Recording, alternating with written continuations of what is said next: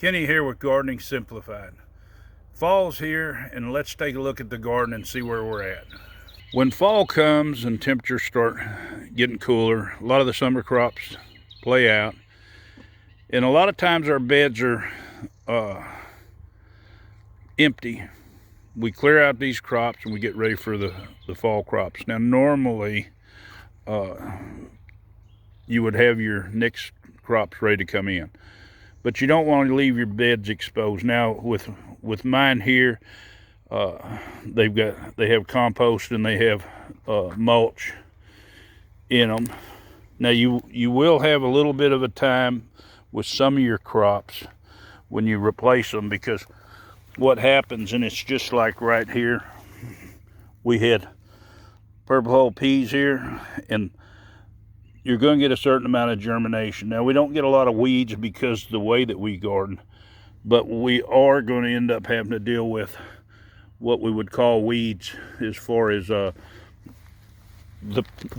prior crop coming back and germinating some of its seeds. It's not a big deal. It's just a matter of taking them out. Now some of our crops are still thriving. We have our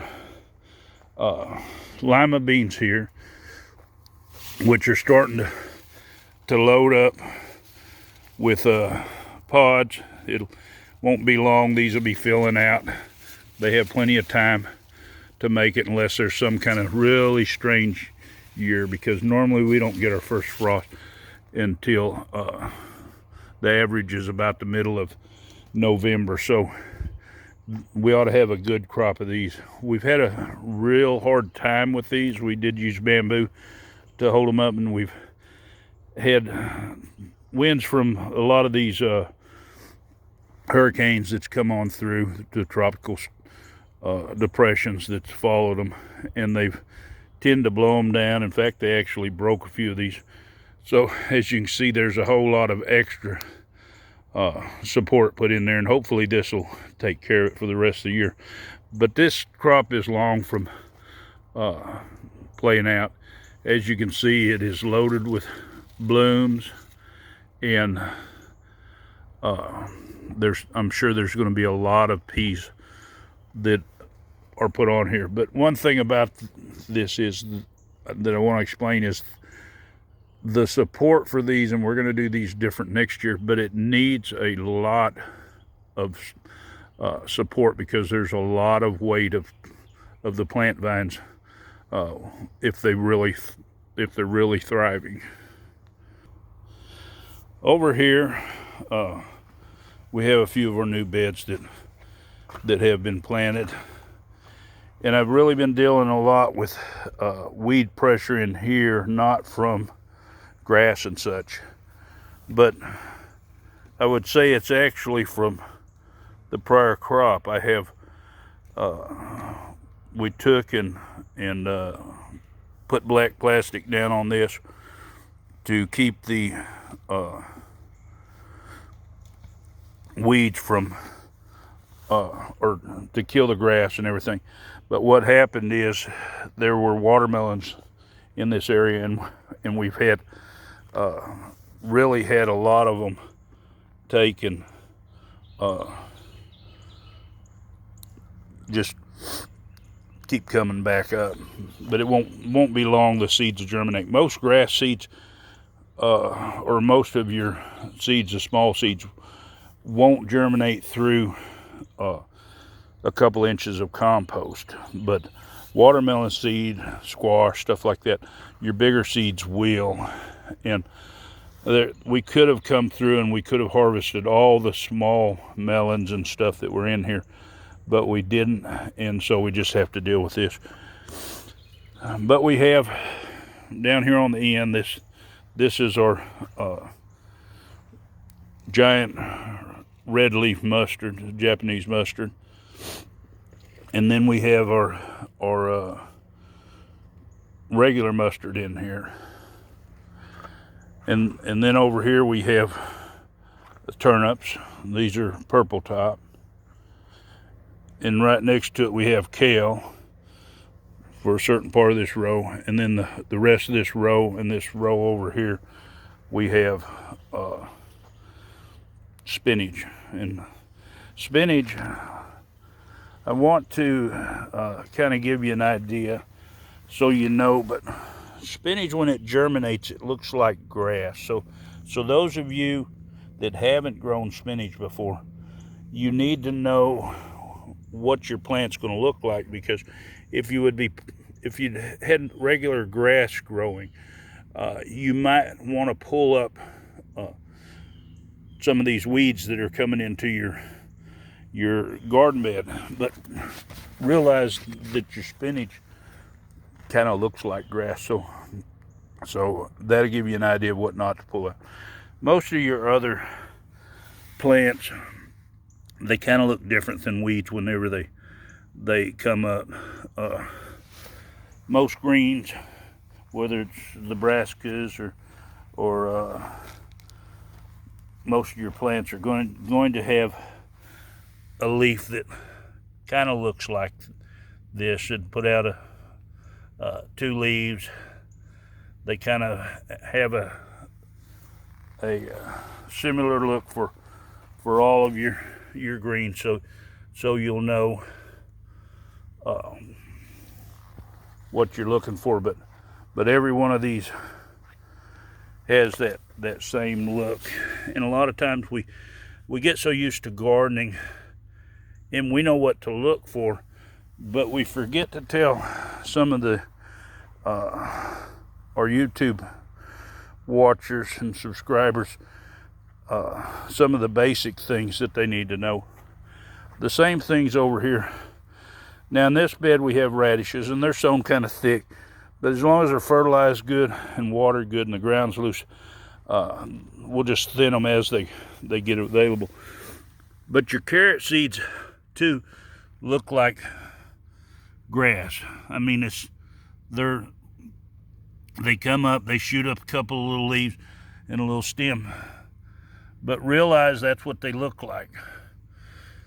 Now, whenever I grow carrots, for the first stage until they start getting their second set of leaves, I like to keep them really moist. Now we cover them to germinate them, and once I take them out after they germinate, I make sure they keep a lot of moisture. Here lately, we haven't had as warm of temperatures. In fact, the rest of this week I think we're scheduled to be in the 70s, high to mid 70s, and the nights are in the upper 50s, which is good fall weather, which we normally don't have. For some of you, it's almost like summertime weather. But with the winds, it tends to dry this out. Even though it's not as hot, it tends to dry things out. So make sure that when you have little seeds come up that you keep plenty of moisture. Just keep a check on them. You might have to even water twice a day. In the summertime, down here in the south, sometimes I even have to do it 3 times a day if I'm trying to grow a crop such as carrots, and that's kind of out of season for us, starting them in the summer. But you have to keep the moisture level right for these seeds to come up. I've finally had a little bit of spare time, start working on the greenhouse. I've got my baseboards down on it.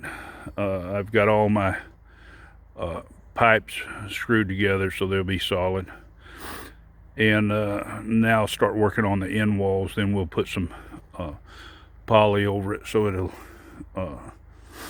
be a protected place where I can start my seeds, and then some crops this fall. Hopefully this will be a good project and be really helpful. In this row right here,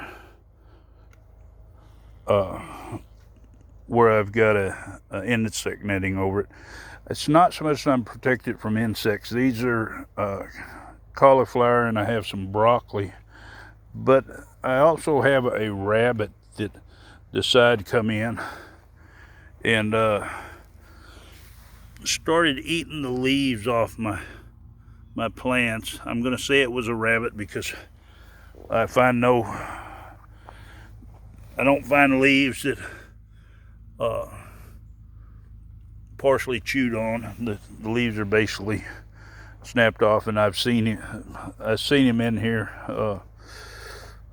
but one day overnight it just enough, and that was yesterday. I came out, and a big percentage of my plants are just chewed up, and hopefully they'll recover, but a lot of them probably won't. And this is something that us gardeners, we hate to see. You know, you can deal with if you start having cabbage loopers or one of your other caterpillars or worms that's eating on your garden. Normally you get a sign ahead of time, but when you have such as rabbits come in, you don't really get that luxury of noticing a little damage and then taking care of it. But as you can see in the fall garden, a lot of our plants are small. Our beds are just being changed over. Now some of them that were put in earlier are further along. Our fall crop of potatoes, you can see them come up. Now I did put straw in here, but with the cooler weather and the moisture, it looked like it was going to cause a fungal issue with my potatoes, and we're not losing that much water with them now. So as far as putting straw on, I took and pulled all that out, and that's why we've got straw all over. And plus the straw that I had, now I had got this at Atwood's, and it was a bale, and they had harvested the wheat, but there were still a lot of little wheat seeds that were attached, because I ended up with a lot of wheat germinating in my straw. So that's one of the problems, depending on where you get the straw or what kind of straw you get, that you might want to be concerned. But as you can see, the potatoes are germinating great, and hopefully we won't have a problem about having to deal with a frost too early or something that's going to cause us a problem to where they don't make any potatoes. But we do have fleece. If we need to, we'll cover them. Now the larger plant here, these are the Magic Molly, which they were already sprouted a little bit before all this started, so they've definitely got to jump on them. But the others are growing strong, and hopefully we'll have a good crop. But that's kind of where we're looking at with our fall garden. We're still putting out crops. We're cleaning out beds. All the debris that's coming out of it now is going to the compost pile. We've actually having to run 2 of them right now because we don't want to throw out debris like a lot of people do when they have a whole lot. We just figure we'll run 2 and then we'll combine them as they go down. But I hope this is helpful. And if you want to see more of these videos, we'll just hit the subscribe and the bell button. Hit the like and share it to your friends. Happy gardening.